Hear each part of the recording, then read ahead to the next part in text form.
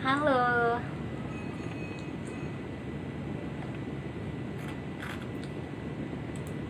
selamat malam teman-teman businesspreneur semua.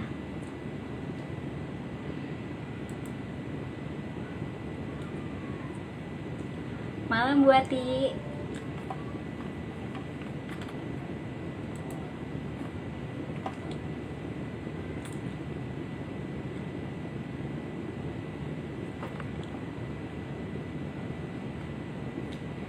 Ketemu lagi nih kita di acara rutinbisnis.id, yaitu di Senin malam jam 19.45 sampai 20.45 di acara Bisnis Q&A bersama Pak Baskoro Hadi. Halo, selamat malam. Nah, bagi teman-teman semua yang baru bergabung, saya Sherly, tim dari bisnis.id yang akan memandu acara ini selama 1 jam ke depan. Dan biasanya akan ada topik pembuka, ya khususnya pada malam hari ini topiknya udah dituliskan di judul live malam ini, yaitu catatan untuk bisnis plan 2022. Selamat malam.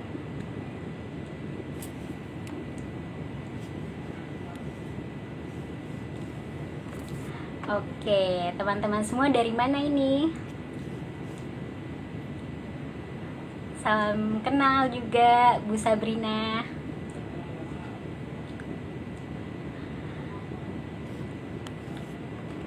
Oke, kita undang Pak Baskoro ya.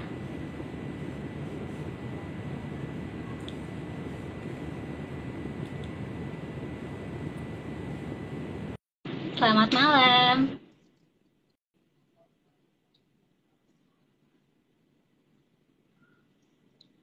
Boleh disebutin nih teman-teman semua dari mana aja malam pada hari ini?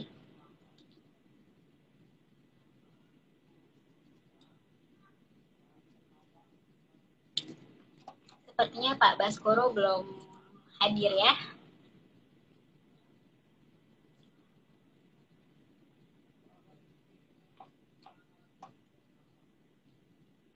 Bagi teman-teman businesspreneurs yang baru bergabung, bisnis.id punya acara rutin nih di Senin malam.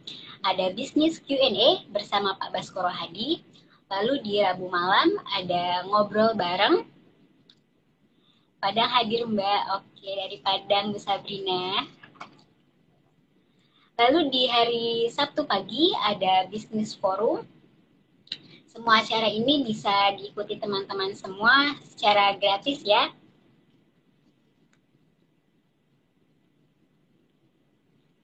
Oke.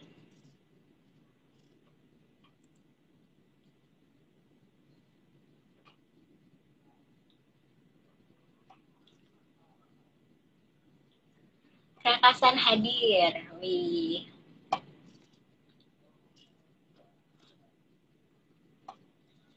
Nah, teman-teman dari mana lagi nih?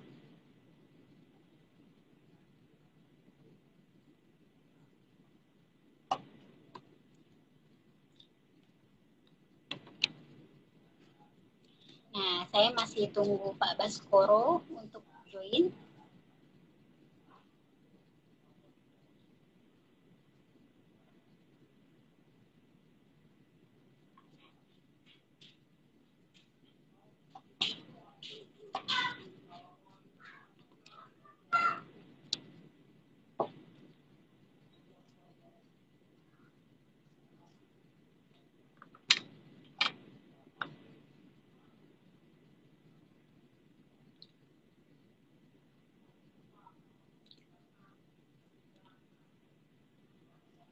Bekasi hadir. Oke. Dari mana lagi nih teman-teman semua? Lampung, Jakarta Utara.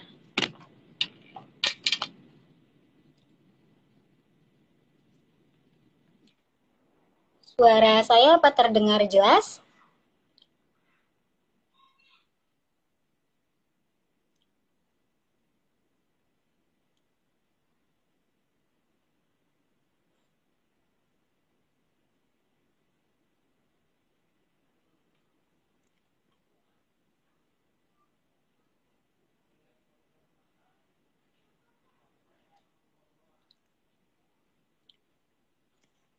Oke, masih menunggu Pak Baskoro.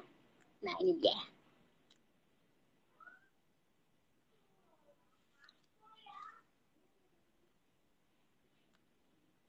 Oke, sudah jelas ya suaranya.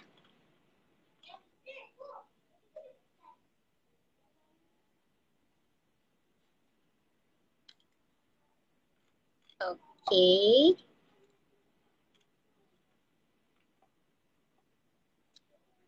Saya masih coba connect ke Pak Bas.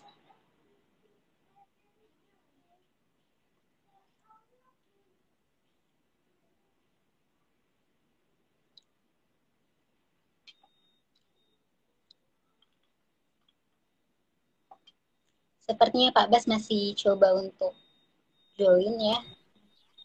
Malam, Pak. Malam Shirley. Apa Oke. kabar? Alhamdulillah sehat. Pak Bas sehat?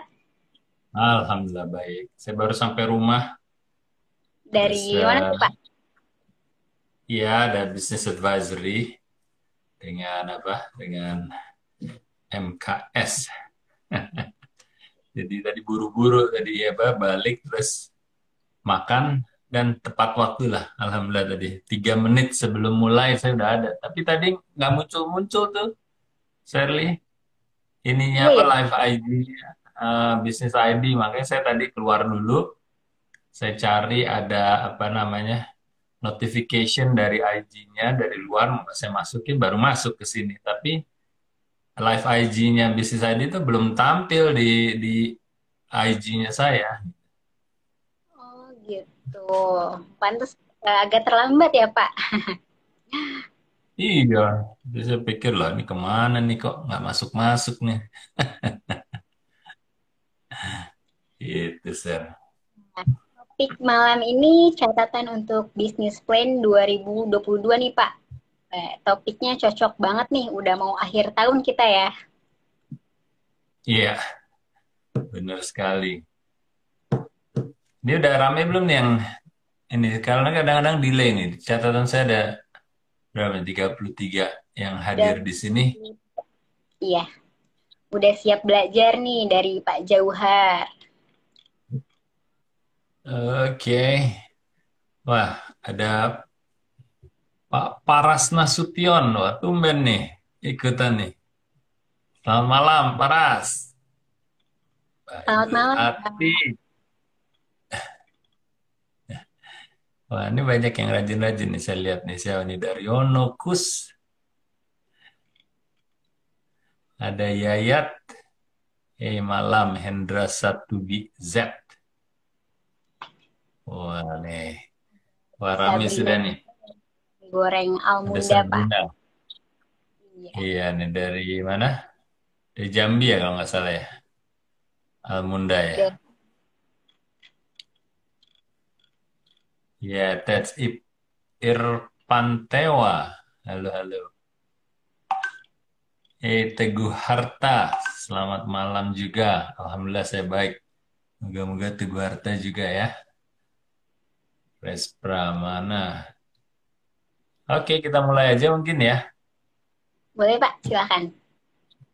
Oke, terima kasih. Shirley, terima kasih teman-teman sudah hadir lagi di malam, ini hari malam Selasa ya, hari Senin ya, karena kemarin saya baru IG juga. Ya, malam Selasa di tanggal 11 Oktober 2021.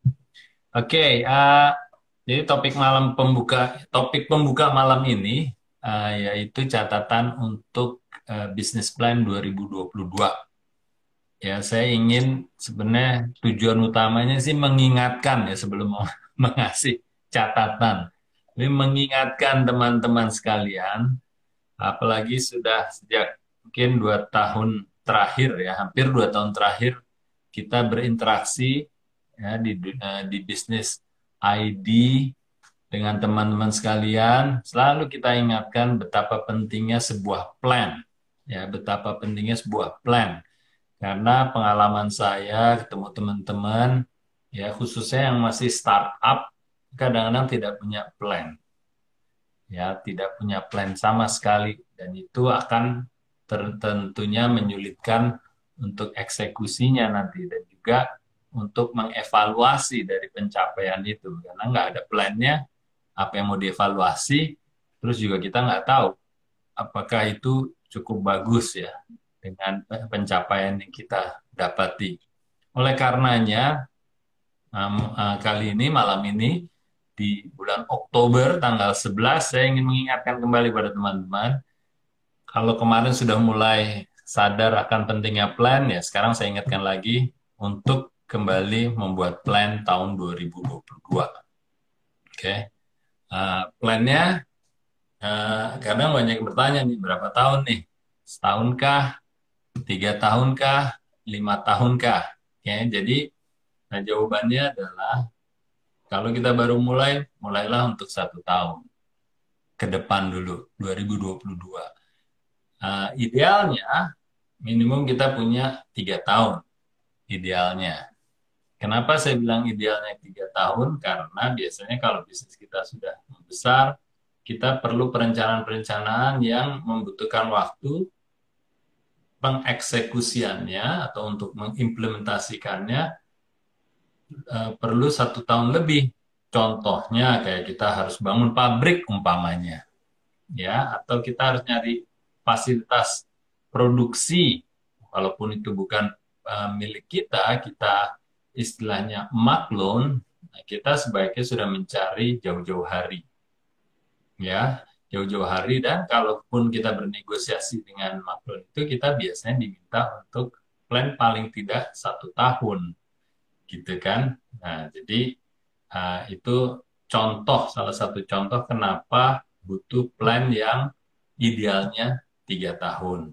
Sehingga kita bisa merencanakan segala sesuatunya jauh-jauh hari, dan itu membantu kita untuk negosiasi, apalagi dengan pihak luar. Oke, jadi sebaiknya minimum 1 tahun, idealnya 3 tahun. Ya. Oke, nah sekarang kalau teman-teman sudah sadar dan juga ingin melakukannya, tentunya mulainya tuh kapan? Pertanyaan selanjutnya. Saya bisa kasih contoh. Saya pernah bekerja di satu perusahaan 6 bulan sebelum masuk tahun berjalannya, istilahnya kalau 2022 itu 6 bulan sebelumnya biasanya sudah mulai. Jadi bayangin di bulan Juni, ya di bulan Juni sudah mulai biasanya proses untuk pembuatan plan itu. Tapi kan teman-teman pasti bilang, wow, keren amat, 6 bulan lama banget gitu loh. 6 bulan untuk merencanakan pembuatan rencana untuk tahun depannya. Nah, itu kan saya bilang di satu perusahaan macam-macam, kadang-kadang tergantung tingkat kompleksitasnya dari koordinasi di perusahaan tersebut, itu akan mempengaruhi berapa lama proses pembuatan bisnis plan itu. Ya, ada yang 4 bulan sebelumnya.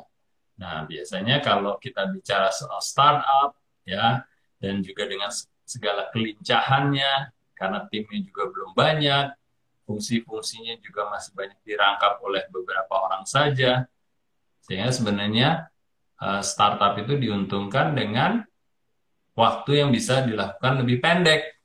Ya, jadi bukan 6 bulan, bukan 4 bulan, tapi bisa 3 bulan atau 2 bulan sebelumnya. Ya, nah, kembali lagi, kalau kita bicara idealnya berapa bulan, sebaiknya sedini mungkin, yaitu ya bisa kita lakukan. Kalau startup ya 3 bulan sebelumnya lah, mulailah proses untuk planning tahun 2022. Jadi kalau 3 bulan, berarti di bulan 9 ya, atau bulan September. Nah, ini kan udah Oktober nih. Ya udah, nggak apa-apa, ini udah masuk injury time, tapi bergegaslah untuk mulai proses membuat bisnis plan 2022. Oke. Nah, selanjutnya kalau kita buat bisnis plan, apa sih catatan-catatannya kalau supaya kita dari tidak punya plan menjadi punya plan dulu lah ya. Nah, biasanya yang sederhana adalah ada beberapa hal. Yang pertama, kita harus set business aspiration nih. Business aspiration itu apa sih? Ya, aspirasi bisnis. Ini bisnis mau dibawa kemana nih? untuk 1 tahun ke depan atau 3 tahun ke depan. Biasanya matriksnya apa kalau business aspiration? Saya selalu cerita sama teman-teman, gampang aja lah. Sales revenue aja lah aspirasinya. Ya, karena aspirasi itu bisa banyak. Ya, bisa lebih berkembang dari hanya sekedar sales revenue. Tentunya ada profit, ada volume, ada market share, ada mungkin secara kualitatif ingin menjadi pemain yang kuat di bidang tertentu. Itu banyak sekali aspirasinya. Tapi untuk menyederhanakan pada teman-teman yang pasti-pasti aja dulu, karena ini baru belajar untuk membuat plan, set aja business aspiration-nya. Tahun depan itu tahun 2022 secara total mau jualannya berapa. Sekarang tahun 2021 kira-kira kita jualannya berapa, ya. Latest estimate aja dulu di tahun 2021 kita sudah di bulan Oktober. Latest estimate tahun 2021 kita kira-kira kita akan closing berapa? Umpamanya kita akan closing 1M ya tahun 2021. Nah, aspirasinya tahun 2022 berapa gitu. Bisa hanya sekedar bilang 10%, 20%. Tapi anjuran saya adalah kita cari tahu potensinya sebenarnya. Posisi kita di 1M itu sebenarnya sudah menggarap berapa persen dari potensi pasar. Bisa dihitung lah ya dengan kalau nggak ada data yang yang solid, bisa dengan asumsi. Yang penting kita tahu aja. Oh, ternyata seumpamanya dengan 1M pasarnya ternyata 100M. Oh, kita ada bayangan kan? Oh, ternyata kita market share-nya 1%, umpama gitu kan? Wah, berarti saya kalau baru 1%, potensi saya untuk mungkin berkembang menjadi 5% bisa bisa terjadi kalau saya benar-benar fokus dan serius mengembangkan bisnis saya. Jadi kalau di situ kita bisa lihat, oke, ternyata untuk menjadi 5% market share, ya kalau kita 100 ya next year bisa jadi kita berpotensi untuk jualan 500 tadi 1M ya, 5 kalinya 5M tuh. Nah, itu biasanya kita cari tahu size of the market dan juga potensi kekuatan kita bisa naikin berapa untuk mengisi pangsa pasar yang sudah terbuka. Oke. Nah, jadi kembali yang pertama apa? Set business aspiration. Sederhananya apa? Set sales revenue atau omset tahun depan. Nah, kalau sudah seperti itu, pilihannya kan tadi sekarang 1M mau jadi 2M, 3M, 4M, 5M. Anggap aja menjadi 5M. Karena merasa bahwa ternyata gue udah besar nih. Tapi ternyata baru 1% market share loh. Wah, yaudah, gue pingin 5% berarti 5M tahun depan. Nah, kalau udah kayak gitu kan enak. Jadi, bisnis plan kita set untuk pencapaian menjadi 5M dari 1M. Nah, dari 5M itu kita runut balik how-nya atau bagaimana kita mencapai 5M itu, apa yang harus dipersiapkan, apa yang harus ditingkatkan, dan seterusnya. Ya, dan makanya kembali lagi saya bilang kadang-kadang 1 tahun plannya juga tidak terlalu asik gitu istilahnya. Kalau kita punya 3 tahun plan, paling tidak kita bisa bilang, oke, ya udahlah, saya pingin tahun pertama, anggapnya tahun depan itu baru tahun pertama, 3 tahun ke depan, saya di ujung 3 tahun saya mau jadi 5M. Saya ingin mencapai market share saya 5%, dan itu mau saya capai di tahun ketiga, yaitu 5M. Jadi kita tinggal pecah aja. Sekarang di tahun 01M, di tahun ketiga 5M, berarti tahun keduanya, tahun ketiganya, pertamanya dan tahun kedua alias tahun 2022 dan 2023-nya, ya tinggal berapa kita lihat. Apakah 2 dan lalu menjadi 3,5, terus tahun ketiga menjadi 5M, atau berapa. Tergantung kembali kita bisa lihat kemampuan kita. Karena kalau kita langsung ke 5M, bisa jadi kapasitasnya belum siap, ya, dari sisi timnya, dari sisi infrastrukturnya, dari sisi fasilitas produksinya, dan seterusnya dan seterusnya. Karena terlalu pendek perencanaannya. Makanya saya apa namanya ingin sampaikan idealnya kenapa 3 tahun sehingga kita bisa melihat track jauhnya dan kita bisa ada fase-fase yang lebih realistik gitu. Ya, jadi yang pertama tadi catatannya adalah set business aspiration-nya. Oke, lalu yang kedua apa? Yang kedua, selalu saya anjurkan pada teman-teman biasakan melakukan yang namanya business review. Ya, business review. Business review adalah mengevaluasi dari pencapaian kita dari waktu ke waktu. Oke, bisa jadi business review itu quarterly, bisa half yearly ya, 6 bulanan, untuk melihat ke belakang. Oke, saya seumpamanya nih, di kuartal 1 saya review, berarti Januari, Februari, Maret saya udah tahu kenapa saya mencapai lebih, kenapa saya mencapai kurang, udah di review. Nanti masuk lagi kuartal kedua, review lagi kan 3 bulan. Review lagi kenapa over atau underachievementnya apa, dicatat semua. Itu nanti kuartal ketiga demikian. Nah, sekarang kita sudah sampai penutupan kuartal ketiga sebenarnya. Nah, kita sebenarnya sudah punya review dari pencapaian selama 9 bulan terakhir ya, sampai dengan September paling tidak closing. Nah, itu akan menjadi satu bahan atau modal input untuk bisnis plan kita di tahun 2022. Kita bisa tahu lah analisa mungkin dari sisi apa namanya dinamika pasarnya. Lalu bisa kita lihat kalau seandainya situasi PPKM pengaruhnya ke kita kayak apa, ya Januari Februari PPKM pengaruhnya gimana terhadap sales kita. Berarti bisa jadi kita bisa hitung kehilangan potensial sales kita ternyata berapa, dan seterusnya dan seterusnya. Dan itu bisa membuat kita oke, kalau tahun depan kita punya target anggap aja dari 5M di tahun ketiga, di tahun pertamanya yaitu tahun 2022 kita bilang menjadi berapa tadi? 2M gitu ya.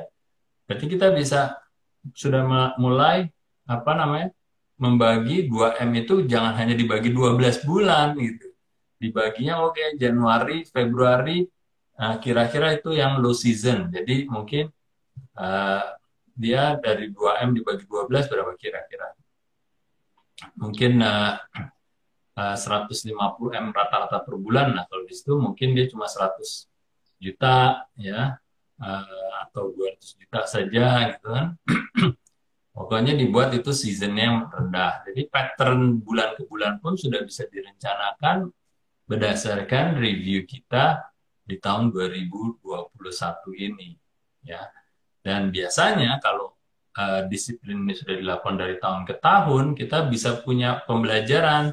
Oh, tahun 2020 masih saat pandemi, situasinya seperti ini. Efeknya terhadap bulan per bulannya seperti ini. Oh, kita punya data 2019 juga. Dari bulan ke bulan kita bisa lihat, oh ternyata kita bisa lihat seasonality-nya seperti apa. Ya. Dan itu bisa kita analisa. Memang apa namanya menganalisa sesuatu juga memerlukan keterampilan dan keahlian ya. Tapi nggak apa-apa, yang penting kita mulai dulu ya, mulai menganalisa dan apa namanya menarik pembelajaran dari analisa kita itu. Oke, jadi kembali yang kedua adalah kita lihat hasil bisnis review kita ke belakang. Karena itu menjadi modal masukan untuk bisnis plan tahun selanjutnya. Dalam hal ini tahun 2022. Oke, nah lalu apa? Yang ketiga adalah persiapan resources-nya. Ya, persiapan sumber dayanya, bukan hanya sumber daya manusia saja ya, tapi sumber daya semuanya. Sumber daya mulai dari finansial, sumber daya dari manusianya, sumber daya dari yang lain-lain, apa namanya, mungkin permesinannya kalau kita punya pabrik dan apapun itu, ya. Dan juga kapasitasnya, persiapan kapasitasnya. Jadi mengidentifikasi sumber daya penting apa untuk pencapaian 2M tahun depan, lalu juga apa yang harus ditingkatkan. Seperti itu. Nah, ini hanya 3 hal saja yang perlu dilakukan. Paling tidak ya, saya sederhanakan. Kalau itu sudah mulai dijalankan, saya yakin teman-teman akan punya bisnis plan paling tidak yang cukup solid. Jadi nggak hanya ambil angka atau just do it aja, tapi nggak tahu nanti apa namanya apa yang harus dipersiapkan. Kalau seperti itu, nanti ya hasilnya seperti apa juga dianggap ya udahlah, oke-oke saja gitu.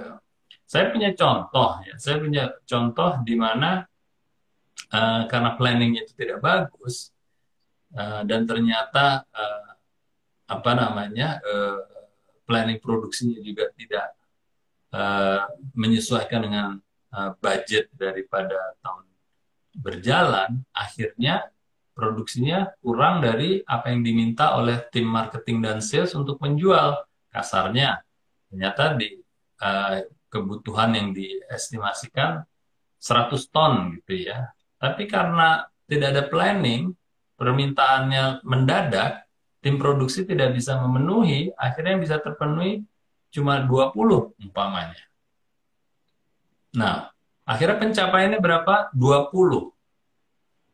Nah, kalau seperti itu, kadang-kadang yang saya khawatirkan adalah di saat business review atau di saat mengevaluasi cepatnya, wah, ternyata gue jualnya tahun ini jualannya cuma bulan ini jualannya cuma 20. Repotnya kalau dibilangnya, wah, ternyata nggak ada permintaan. Atau dibilang katanya konsumennya udah pindah ke lain hati, alias membeli produknya konsumen lain, produk produsen lain gitu kan, atau merek lain. Akhirnya apa yang terjadi? Kita akan menjadi bisa kemungkinan menarik kesimpulan yang salah. Padahal kesalahan ada pada kita sendiri. Kita tidak memproduksi sesuai dengan permintaan pasar. Gitu. Nah, itu kembali lagi dengan planningnya. Planningnya tidak bagus. Akhirnya pemenuhan pasar tidak terpenuhi. Akhirnya kalau dilihat setahunnya, seakan-akan kita penjualannya drop dari rata-rata 100 menjadi 20. Sebenarnya itu diakibatkan kesalahan internal, yang pastinya itu adalah kesalahan planning. Tapi kesimpulannya bisa jauh berbeda dari situ. Itu yang apa namanya contoh yang sering terjadi. Ya, akhirnya timnya secara keseluruhan menjadi demotivasi gitu, karena barangnya tidak laku seakan-akan, tapi padahal karena kita tidak di pasar dengan sesuai permintaannya. Gitu. Jadi teman-teman, rangkumannya adalah make a plan, mulailah dengan 3 step itu ya. Dengan set business aspiration, do a business review, dan juga apa namanya tarik pembelajarannya untuk mempersiapkan resources atau sumber daya yang dibutuhkan. Gampang kan? Cuma 3 hal aja. Oke. Udah mulai ada pertanyaan nih Pak. Yes. Yang Silakan. dari Pak Kresna Adi Nugraha, izin bertanya di luar tema.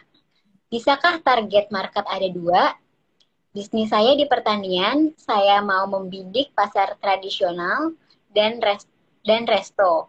Apa yang perlu diperhatikan ya Pak? Terima kasih. Oke, kalau kita definisikan target market tuh apa sih sebenarnya? Target market itu adalah kumpulan dari orang-orang. Kumpulan dari orang-orang dan dengan profil yang sebenarnya sudah kita segmen dari beberapa apa namanya cluster atau beberapa segmen, dan akhirnya kita pilih dari apa yang sudah kita pilih berdasarkan segmen itu. Oke, kalau dalam hal ini tadi kan tradisional dan resto. Iya. Ya kan, tradisional, orang-orang yang di tradisional dan orang-orang yang di resto harusnya mempunyai profil yang sama. Dalam artian, kalau kita belajar di segmentasi, mau dia adanya di resto atau dia di traditional market, targetnya adalah orang-orang yang seperti apa sih? Ya. Nah, Saya berapa kali sudah sampaikan bahwa kalau kita mensegmentasi, sebaiknya kita mensegmentasi sampai tingkat psikografis ya. Bagaimana orang berpikir, bagaimana orang merasakan, bagaimana orang punya aspirasi. Itu klaster-klaster yang kalau kita bisa mensegmentasi sampai tingkat itu menjadi apa namanya lebih efektif dan tidak memerlukan kita untuk mensegmentasi berdasarkan geografi atau demografi. Mungkin yang membedakan hanya behaviornya saja. Kan segmentasi ada 4 ya. Ada demo, ada geo, terus ada behavior, terus ada psikografis kan. Nah, kalau kita udah dapat segmentasi psikografis, kemungkinan yang membedakan sedikit-sedikit itu adalah behaviornya. Tapi biasanya lintas usia, lintas geografi itu tidak relevan lagi. Ya, saya ambil contoh kayak Pepsi, umpama psikografisnya berjiwa muda dan anti kemapanan. Itu targetnya. Usianya berapa? Orang berjiwa muda ada yang umur 16, ada yang umur 40 tahun, ya. Terus ada tinggal di Indonesia, tinggal di Jawa Timur, tinggal di New York, itu semua ada gitu. Tapi kalau kita udah jelas targetnya seperti itu, kita akan jauh lebih tepat. Nah, sekarang kembali lagi, apakah di traditional trade sama di resto beda? Kebenaran aja itu apa namanya tempat mereka beradanya, tempat di mana kita menservis mereka atau melayani mereka. Tapi ya harusnya secara psikografis mereka tidak beda gitu. Kalau enggak, ya berarti kita punya dua target yang berbeda dan repotnya nanti itu menjadi terlalu lebar gitu ya. Kalau secara psikografisnya beda, menjadi terlalu lebar. Idealnya kita harus hanya punya psikografis yang tajam, ya, dan dari situ channel yang akan kita service ngikutin, ya. Kasarnya kembali, ada orang berjiwa muda, kadang-kadang dia beli minumannya di supermarket, modern trade, kadang-kadang kalau dia lagi jalan-jalan, dia berada di apa namanya di warung-warung pinggir jalan dia haus, dia juga minum. Kadang-kadang dia setiap Sabtu atau Minggu makan di luar, ada di resto, ya dia kebenaran bisa disambut di resto, tapi targetnya sama sebenarnya. Dia juga, psikografisnya itu juga.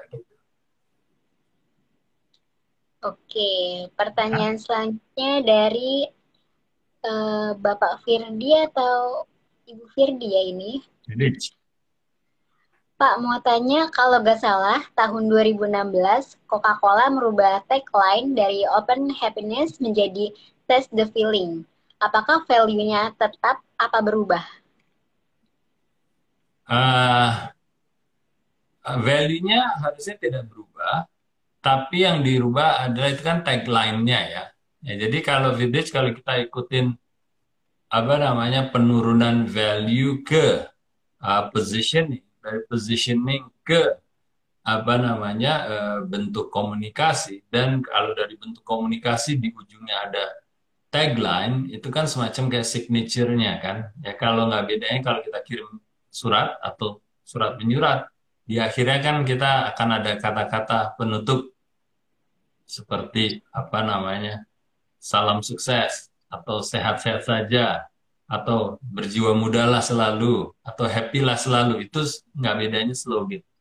Ya, tapi kalau dinaikin lagi, key messaging kontennya itu masih sama dengan positioningnya masih sama dengan atau selaras dengan value-nya. Oke, jadi apa namanya itu contoh-contoh bagus sekali, jadi di mana slogan itu bisa berubah-ubah, tapi tetap terhadap positioningnya sama, terhadap key messaging yang ingin disampaikannya masih sama, dan semua masih selaras dengan value yang di atasnya itu, gitu. Ya kayak umpamanya kayak di Pepsi pun sama ya, the choice of new generation. Sebenarnya berjiwa muda tapi the choice of new generation slogan. Terus change the script itu slogannya karena itu selaras dengan anti kemapanan. Jadi kalau change the script slogannya sebenarnya dia menguatkan apa namanya value dari anti kemapanannya kayak gitu. Terus ada lagi ask for more slogannya. Kurang lebih sama. Jadi jangan hanya puas dengan segala sesuatu yang apa namanya secara de facto. Jadi kita ingin sesuatu yang lebih dari hanya sekedar de facto. Oke, pertanyaannya selanjutnya dari Pak Hendarsyah Febrian. Pak, untuk market aspiration, penilaiannya selain dari omset, apa ada yang lain Pak untuk startup? Ya, itu endorse ya. Jadi seperti tadi saya katakan banyak ya. Jadi kalau yang paling gampang dan paling umum itu sales revenue. Ya, jadi secara kuantitatif dan ada juga aspek yang kualitatif. Kuantitatif tadi bisa ditambahkan apa namanya volume ya unit yang ingin dijualkan. Unit dalam bentuk mungkin kalau uh, dalam bentuk ton atau dalam bentuk kilogram atau dalam bentuk pieces itu adalah unit. Terus bisa juga market share ya, market share yang dicapai secara business aspiration. Terus bisa jadi apa namanya ingin membangun pabrik umpamanya. Bisa jadi tuh dinaikkan ke tingkat business aspiration. Mau dari 10 pabrik menjadi 25 pabrik. Atau kalau ingin punya outlet, kalau dikata itu yang paling efektif, outletnya sekarang 100 menjadi 1000. Itu bisa menjadi bagian dari business aspiration juga turunannya. Itu secara kuantitatif ya. Banyak ya, bisa tergantung prioritas dari bisnisnya ini, startupnya seperti apa. Atau bisa jadi dari jumlah yang kalau di teknologi yang download application umpamanya mulai dari 100 menjadi 10.000 orang yang download. Mungkin juga ada level of engagement. Ya kan banyak tuh kalau di digital marketing tuh ya apa saja yang ingin dicapai. Terus profit juga sama, profit kita pingin marginnya walaupun sama di 10% tapi profitnya mau kita naikkan secara absolut berapa. Ya, jadi apa namanya matrix-matrix di finansial tuh banyak sekali yang bisa dijadikan business aspiration. Itu secara kuantitatif. Ada kualitatif juga. Ya, kualitatif mungkin ingin dikenal sebagai apa namanya apa kayak Netflix waktu itu. Dari hanya sekedar apa namanya penyewa video ingin dikenal menjadi apa namanya live down streaming umpamanya. Jadi menjadi streaming platform terbesar di dunia secara kualitatif. Itu apa namanya aspirasi kan bisa sebesar itu dan kadang-kadang kualitatif sifatnya. Oke, atau menjadi platform satu-satunya yang dikenal di Indonesia. Kayak gitu. Ya, jadi banyak sekali ya Hardiansa jadi bisa dipikirkan ke arah kualitatif dan kuantitatif. Oke. Pertanyaan selanjutnya dari Liha.saf. Pak, kalau bikin target market berdasarkan statistik kemampuan daya beli itu bagaimana? Gimana gimana? Tolong diulang, Shirley. Kalau bikin target market berdasarkan Ya, statistik kemampuan daya beli itu bagaimana ya, Pak? oke, bisa, bisa tentunya berdasarkan kemampuan daya beli atau kemampuan apa socioeconomic status ya namanya SES. Nah, kalau di SES di Indonesia socioeconomic status itu berdasarkan spending, berdasarkan apa namanya spending itu ya pembelanjaan. Kalau di luar berdasarkan income SES itu bisa juga. Hanya kadang-kadang kita eh, harus apa ya namanya? Harus bisa lebih dari itu kalau saya. Lebih dari itu maksudnya apa? Contohnya nih, saya seringkali menyampaikan kepada teman-teman bahwa kalau kita jualan sampo ya, jualan sampo. Jualan sampo umumnya kita bilang target kita adalah untuk yang SIS-nya kelas A. Pokoknya itu yang mungkin kalau dihitung yang gajinya di atas 10 juta atau yang spend-nya berapa lah berdasarkan kriteria itulah. Pokoknya itu bagian dari medium up lah istilahnya ya. Nah, di banyak kejadian adalah oke, saya menargetkan itu, tapi ternyata value saya, seperti tadi saya bilang, bisa lintas demografi, bisa lintas geografi. Lintas demografinya gimana? Ternyata value saya itu juga disenangi oleh orang-orang yang SIS-nya rendah, tapi mereka tanda kutip tidak mampu karena kita menjualnya dalam kelipatan 25.000 karena bentuknya yang di botol itu. Jadi sampo kira-kira yang botol kecil berapa, Shirley? Anggap aja dimension 25 lah. 25.000. Anggap aja target awalnya saya beranggapan bahwa itu hanya untuk menengah ke atas. Jadi contohnya kayak Shirley. Tapi saya punya value itu untuk orang-orang yang ingin punya kelihatan keindahan, inner beauty-nya bersinar. Dan orang yang ingin seperti itu kan nggak hanya orang menengah ke atas, bisa jadi menengah ke bawah. Tapi sampai saat ini mereka tanda kutip tidak mampu beli karena kita jualannya harga termurahnya di kemasan Rp20.000. Oleh karenanya kalau kita bisa belajar dari pemain-pemain di fast moving consumer goods, akhirnya mereka mengeluarkan sachet yang harga Rp2.000. Harganya harga Rp2.000 itu hanya untuk sekali pemakaian. Sementara kalau botol mungkin bisa jadi 15 pemakaian gitu. Akhirnya apa yang terjadi? Target kita sebenarnya bisa dilihatnya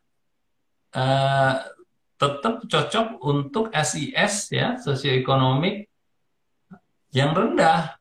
Selama kita bisa menghadirkan pilihan produk atau varian produk atau format produk yang bisa dibeli dengan harga 2.000 saja gitu. Ya, jadi jawabannya adalah yes, bisa, tapi juga harus disikapi bahwa jangan heran kalau kita punya value yang kuat, itu bisa lintas SIS, bisa sampai yang rendah pun akan tertarik. Masalahnya mereka belum bisa beli karena ya mereka nggak punya modal 20.000 untuk beli sampo. Modal mereka ya 2.000, 5.000 rupiah maksimum untuk beli sampo. Akhirnya yang cocok buat mereka adalah format sachet. Gitu. Jadi itu sebagai contoh di mana ada sedikit kelemahan kalau kita hanya menargetkan berdasarkan kemampuan mereka atau berdasarkan socio-economic statusnya mereka. Seperti itu. Pertanyaan selanjutnya dari Pak Jauhar Mansur. Izin bertanya Pak, Yes. saya baru kali ini ikut live Bapak. Bagaimana mensikapi atau solusi dari bisnis yang harga jualnya belum tertib atau perang harga? Terima kasih. Oke, terima kasih. Selamat bergabung di bisnis.id dan ya saya dan Sally pasti senang sekali ya selalu ada newcomers di sini. Jadi kalau kita lihat perang harga, topiknya price war ya. Price war itu seperti kita ketahui yang dirugikan adalah pemain-pemain itu sendiri. Ya, karena price war kalau sudah terlewat ya kita bicara di luar inilah technology company ya, yang umum-umum aja. Contohnya kayak waktu dulu ada McDonald lawan Burger King ya di Amerika ya. Siapapun itu akhirnya berdarah-darah. Karena apa yang terjadi kalau namanya price war, harga saking rendahnya, akhirnya mereka tidak memiliki profit yang cukup untuk berkembang dan bertumbuh dan meningkatkan penawarannya mereka. Jadi itu konsekuensi kita tahu semua lah seperti itu. Nah pertanyaannya sekarang, wah kita sudah terbiasa nih, apalagi di marketplace nih banyak yang main jor-joran gitu ya. Kalau dilihat dari sisi marketplace-nya ya mereka senang-senang aja mengundang pemain-pemain yang bisa menawarkan harga serendah-rendahnya sehingga traffic di masing-masing marketplace akan meningkat. Itu kan memang tujuannya mereka ya. Salahkah mereka? Ya bukan masalah salah benar, tapi tujuan bisnis kan menawarkan sesuatu yang serendah-rendahnya kalau bisa ya untuk meningkatkan traffic. Tapi kita sebagai pemainnya, kita harus hati-hati gitu ya. harus hati-hati. Memang sering apa namanya yang terjadi, kita akhirnya nggak berpikir, kita terkesan kayak ya udah kita ikut bakar uang juga. Ingat ya, kalau perusahaan-perusahaan digital, perusahaan teknologi itu punya duit yang dibakar karena investornya banyak dan bersedia uangnya untuk dibakar untuk permainan yang jangka panjang. Nggak mainnya setahun, nggak mainnya 2 tahun, tapi mungkin 5 tahun atau bahkan nggak pernah dijanjikan kapan dia akan buat profit. Tapi pastinya mereka berkeyakinan bahwa di bisnis akan apa namanya menang dalam persaingannya, satu saat bisa menguasai pasar dan baru mulai mengurangi bakar uangnya, akhirnya bisa mulai profit dan valuasinya meningkat. Kurang lebih gitu ya. Tapi kita sebagai pemain, kita harus pertama, kalau saya selalu sampai pada teman-teman, kalaupun kita produknya belum dikenal, kita mau diskon seberapa dalam ya, paling mungkin kalaupun berhasil cuma sekali jualannya. Tapi belum tentu akan ada repeat purchase. Ya, orang hanya nyoba trial, hanya karena mengandalkan bahwa ya udah gue nggak kenal lu, tapi lokasi gue murah, ya udah gue beli lah. Akhirnya ada experience pertama, first impressionnya adalah ya kalau produk itu bagus, dia mau beli lagi. Kalau produknya itu dianggap wah ini kacau banget nih, ya persepsinya menganggap bahwa produk ini kacau sekali. Akhirnya dia nggak beli lagi. Apa yang terjadi? Akhirnya kita toh juga membanting harga, toh nggak dibeli untuk kedua kalinya. Kita nggak sustain. Volume kita nggak akan terbangun. Bisnis kita nggak akan berkembang. Akhirnya terus-terusan ngasih diskon udah nggak profit. Akhirnya tengkurap ya gulung tikar gitu. Makanya yang harus dimainkan oleh pemain-pemain startup adalah bangunlah value gitu. Orang hanya bisa menghargai kalau dia tahu value-nya di atas, dikasih diskon segini, jadi dia tahu bahwa oh ternyata saya beli harga sini karena saya tahu nilainya segini, murah, dan performa dari produknya pun juga nggak bisa tidak bagus karena kalau bersaing zaman sekarang itu contohnya kayak di kuliner rasa enak sudah harus enak, udah pasti itu, jadi nggak bisa dijual produk saya enak, itu udah nggak cukup, itu udah satu prasyarat, nggak usah diomongin, memang udah harus enak. Nah jadi yang harus dibangun adalah value-nya, sehingga dikala kita mau bermain memberikan diskon, kita bisa ada apa namanya ada gambaran bahwa ternyata produk kita dinilai harga 1.000, kita kasih diskon 10%, orang akan sangat menghargai. 900 rupiah, happy mereka. Gitu. Tapi kalau kita tidak tahu value-nya, kita nggak tahu kita dihargain 1.000, kita mau ngasih harga 100 pun, dia nggak tahu. 100 masih dianggap, oh ini nggak ada value-nya, value-nya nol, nol di diskon berapa juga nol gitu kan nilainya. Nah, seperti itu ya. Jadi saya selalu mengingatkan bahwa hindari price war ya yang pasti. Pun setelah itu kalaupun tidak price war, memberi diskon pun juga harus ada hitungannya. Sehingga orang bisa mengapresiasi karena itu kan insentif buat mereka kan. Kalau mereka nggak tahu nilai yang diberikan kepada mereka, seberapapun kita taruh harganya, mereka tidak akan menghargai.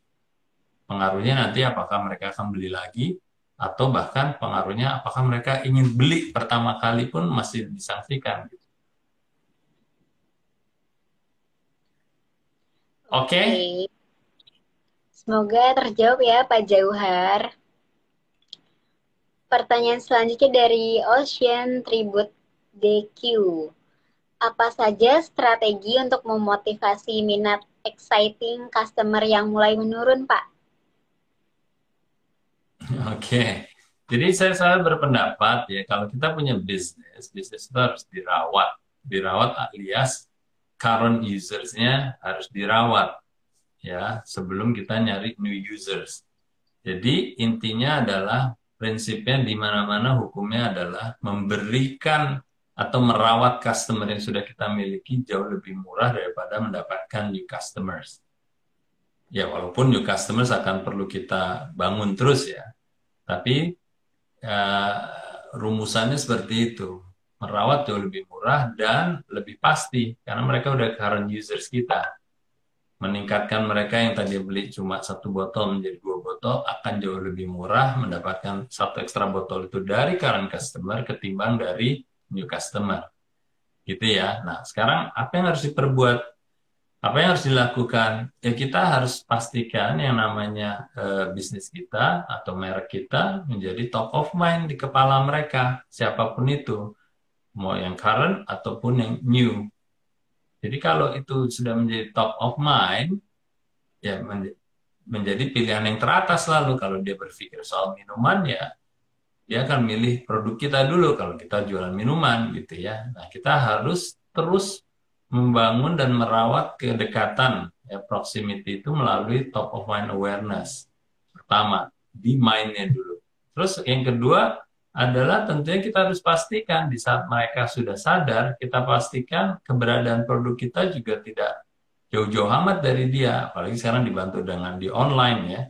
Sehingga keberadaan produk kita harus kita pastikan di saat mereka sadar butuh, dia juga dimudahkan untuk mendapatkan produk kita. Berarti placementnya, right? Placementnya harus di mana saja. Harus kita pastikan kita tahu, oh dia itu tabiatnya seperti ini. Sehingga yang tepat produk saya ditempatkan di sini, sini, sini. Online di mana, offline jenisnya di mana, apakah dia di general trade atau traditional trade ataukah di modern trade ataukah di apa namanya mall-mall ataukah di tempat-tempat educational ataukah tempat fitness ataukah tempat apa kita harus pastikan tahu ya. Jadi sebenarnya sesederhana itu. Brand awareness tadi kembali top of mind-nya apa yang harus kita lakukan? Beriklan kah? Membuat publicity kah? Melakukan brand activation kah? Banyak sekali aktivitas-aktivitas yang bisa dilakukan untuk selalu menjadi top of mind. Oke, terus yang kedua tadi placement-nya. Pastikan di saat mereka sudah sadar, kita ada di mana mereka sering nongkrongnya, istilahnya gitu ya. Oke, pertanyaan selanjutnya dari Pak Hendar Syah lagi nih. Pak Bas, terkait perang harga, di antara agen-agen kami sendiri suka terjadi perang harga di marketplace. Segala bentuk teguran dan peringatan sudah kami berikan, Pak, sehingga agen kadang malah jadi kucing-kucingan. Ada solusinya kah? Ya, apa namanya, tergantung ya. Kita kalau punya hubungan dengan intermediaries, ya, atau pihak ketiga sebagai perantara kita dengan konsumen langsung, kita harus pastikan sebisa mungkin kita punya regulasi atau kita regulate lah. Regulate-nya apa? Paling tidak dari sisi price structure-nya kita, ya price structure-nya kita. Jadi jelas kalau kita runut balik mulai dari consumer buying price yang berapa, itu kita harus mundurkan. Kalau kita harus pakai pihak ketiga, kita harus kasih margin dia berapa. Contoh, pokoknya yang kita ingin set recommended buying price-nya oleh konsumen atau consumer buying price itu 10.000. Jadi di titik awal semua konsumen bisa beli harga normalnya 10.000.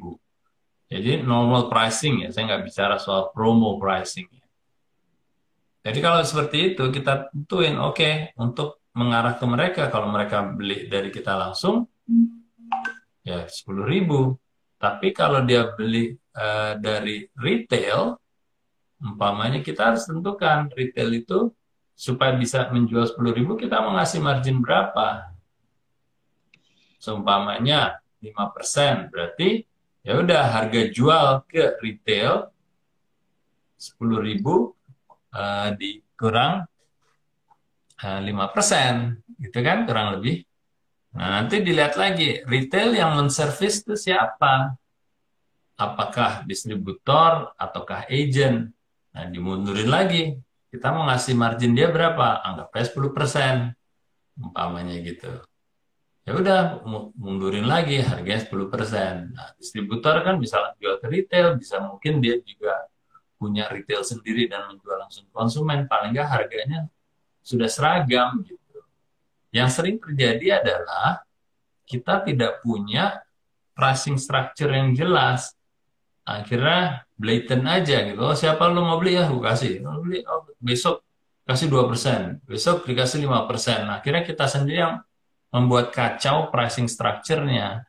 Kalau kita sendiri yang udah membuat kacau, ya di pasar menjadi kacau, ya udah pasti nggak heran gitu kan. Nah, makanya biasanya kita punya pricing structure untuk eh, apa rantai pasoknya itu. Kalau kita langsung ke retailer, kita harga jual berapa, kalau melalui distributor berapa, distributor harga ke retailnya berapa, retail jual ke konsumennya berapa. Tapi yang terpenting adalah kita harus set dulu di ujungnya. Consumer buying price-nya itu berapa, baru di situ dihitung mundur. Itu sih kalau biasanya yang saya lakukan selama ini. Oke, pertanyaan selanjutnya nih Pak dari host of Laibana. Cara membangun engagement untuk pemula bagaimana Pak untuk menaikkan brand kita? Misalkan saya menjual fashion dari kain Warastra Nusantara seperti jumputan dan penjualannya secara offline dan online. Ya, membangun engagement memang bermacam-macam. Intinya adalah kalau yang terpenting adalah mereka aware dengan kita dan mereka engage terus dengan kita sehingga kita menjadi top of mind kan.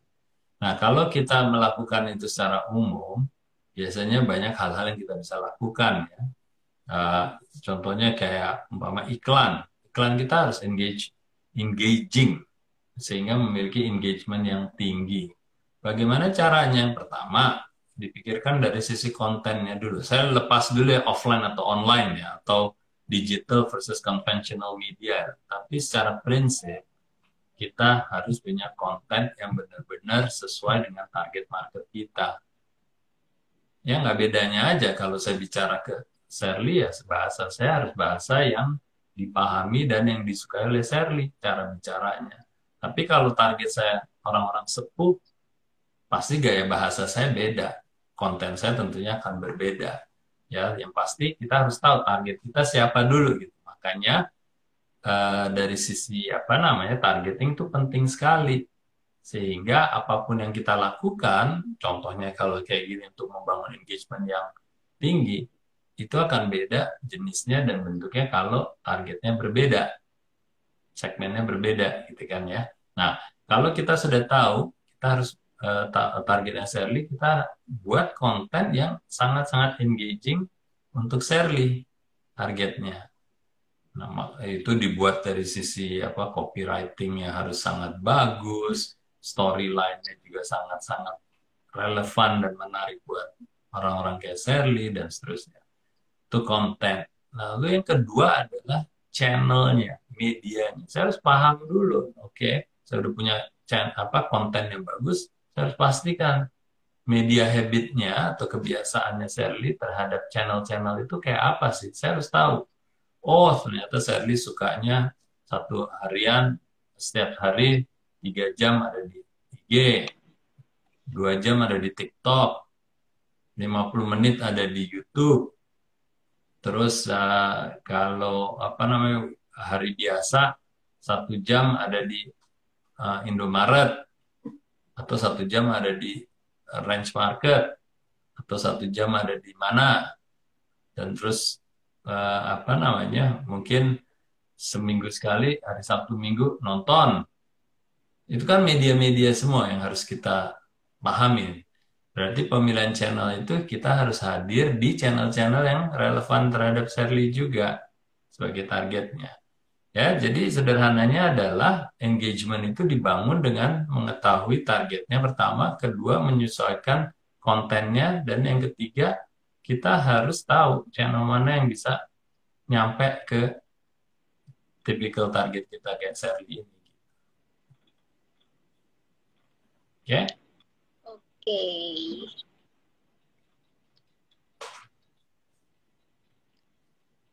Pertanyaan lanjutan dari Pak Firdich tadi Pak. Kenapa tagline yang sebelumnya harus dirubah? Apa ada kaitannya dengan strateginya Pak? tagline yang berubah. Yang sebelumnya mana maksudnya nih? Sebelumnya kan Pak Firdi ini kan nanya yang Coca-Cola 2016 Ya, yang tag berubah. ya, ya. Lalu beliau tanya lagi apa kenapa tagline-nya itu harus dirubah? Apa ada kaitannya dengan strategi? Ya, jadi kalau eh, tagline itu kan seperti tadi saya sampaikan itu semacam sign off-nya ya. Kata-kata terakhir dari sebuah komunikasi. Ya, bedanya kalau kita menulis surat ya tergantung sign off-nya itu yang cocok dengan konten dari surat yang kita buat gitu kan. Contohnya umpama kita pada saat itu value masih sama dan kita bersurat mengenai hal-hal yang mungkin sendu umpamanya. Ya, kalau sendu kan berarti wah kita harus sangat romantis nulisnya sendu gitu. Sign off-nya kan kata-kata terakhirnya kan harus sesuai dengan konten itu kan. Konten surat itu kan. Ya, sama halnya juga dengan iklan. Kalau kita lagi beriklan umpamanya konteksnya eh, apa namanya sesuatu yang anti kemapanan. Konteks kalau di Indonesia anti kemapanan mungkin pada saat itu anggap aja di saat pada saat Orde Baru selesai gitu kan. Itu kan kontennya mengenai reformasi. Jadi sign off-nya harus yang berbau-bau reformasi gitu kan. Tapi kalau umpamanya situasi sudah berbeda atau di market yang berbeda, anti kemapanannya mungkin kalau kita ambil contoh umpama di mana ya di luar ya, di negara barat anti kemapanannya mungkin mereka ingin membuat suatu perubahan dari penggunaan apa bahan bakar yang fosil ke green. Anti kemapanannya adalah oke, jangan gunakan bahan bakar dari fosil, sudah tidak terbarukan, menggunakan bahan yang terbarukan. Ini berarti umpama kampanyenya seputar anti kemapanan untuk tidak memakai fosil, dia kan sign off-nya juga beda. Bukan bukan seperti kayak di Indonesia yang reformasi, tapi dia anti kemapanan soal alam, soal ini. Jadi sesuai dengan konten yang ingin disampaikan saat itu. Walaupun masih sama dari value anti kemapanan. Itu sebagai contoh aja, Firdaus. Jadi sign off itu ya nggak bedanya kita nulis surat lah. Kalau ini saya nulis surat, kontennya apa, sign off-nya pasti ya have a good weekend, umpama gitu kan. Kalau kita nulisnya di hari Jumat. Tapi kalau kita nulisnya di hari Senin kan nggak mungkin kita nulisnya have a good weekend ya. Mungkin ayo kita semangat bekerja gitu. Itu hanya contoh-contohnya. Oke, mungkin ini pertanyaan terakhir nih Pak dari host of Laibana tadi. Untuk mengetahui jam-jam yang baik untuk berkonten itu bagaimana ya Pak? Nah, itu harus kita mensurvei ya. Ya, jadi jangan ngikut hanya dari IG aja tuh. Kalau kita punya tuh analyticalnya IG kan, jam ini itu bisa jadi tuh mungkin defaultnya itu sebenarnya kita, bukan target kita gitu. Jadi harus kita pastikan, kita harus tahu ya, lakukan aja survei, istilahnya kayak diary gitu ya. Mungkin nggak usah banyak-banyak dulu. Apa ya, kalau kita kenal dari target kita yang sudah tercatat atau konsumen kita yang sudah tercatat, kita tanyain aja. Coba dong, boleh tahu dong kalau ini nih kita bagi dua nih dalam seminggu, weekdays, boleh nggak sih ceritain dari pagi sampai melek sampai merem ngapain aja, catat gitu kan. Dalam weekdays ini ada nggak sih yang hari-hari yang berbeda, mungkin dari hari-hari biasa di weekdays-nya, di hari kerja, mungkin dia bilang, oh ya hari Jumat, Jumat. Jumat itu soalnya kalau udah sore itu udah saya anggap weekend saya. Saya melakukan ini, makan di luar atau ke apa, ya gitu-gitu ya. Nah, jadi itu nanti akan kita tahu, kita istilahnya dapat diary-nya dia. Nanti terus juga Sabtu Minggu, weekend ngapain aja sih? Mulai dari melek sampai merem, catat lagi gitu. Nah, paling nggak itu ada gambaran secara kualitatif dulu. Nanti kalau sudah dapat gambaran itu mau kita validasi ke populasi yang lebih besar, kita bisa buat survei itu lebih besar lagi. Tapi kalau di awal-awal bisa jadi hanya dengan melakukan hal-hal yang sesederhana itu kita bisa dapat insight-insight yang cukup berharga tuh. Bisa dilakukan dengan survei ya Pak ke beberapa orang yang Yes. dulu gitu. Yes. Oke Pak, berhubung waktunya sudah jam 20.48, kita sudahi sesi malam ini ya Pak. Terima kasih Pak Bas atas Oke. waktunya. Ya, sama-sama. Terima kasih, Shirley. Saya bantu teman-teman di sini untuk memfasilitasi acara malam ini.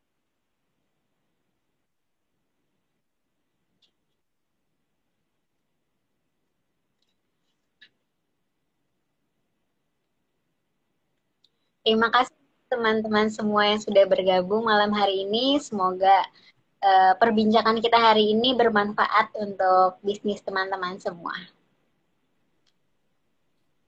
Amin. Terima kasih. Oke, bye. Terima kasih Pak. Terima kasih teman-teman semua. Selamat malam, selamat beristirahat. Selamat malam. Terima kasih.